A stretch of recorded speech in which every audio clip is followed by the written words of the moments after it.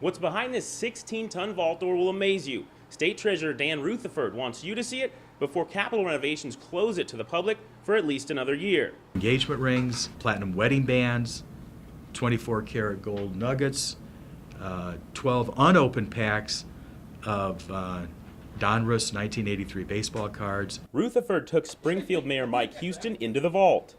Working at a bank is a lot easier.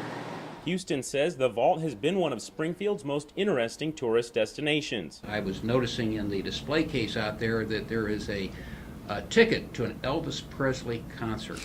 Those kinds of artifacts and this kind of tourism is something Springfield's mayor can't get enough of. It gives people another good reason to be able to come to the capital city. We think in terms of tourism. It's something that's extremely important to our local economy.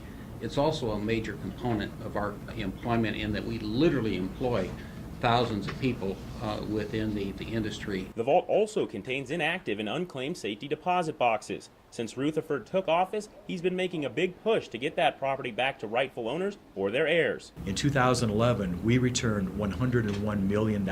Cash Dash is Rutherford's proactive unclaimed property program. His office tours communities and connects people with what they usually don't know they have. We would have about 20% of the people that go through a function like that would find either themselves or a family member's name. And when property goes unclaimed for a total of 10 years, at some point we just don't have capacity in the vault.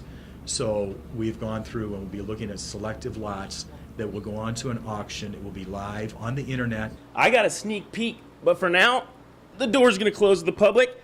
It opens back up July 23rd. Reporting at the state capitol, I'm Casey Lund, WAND News.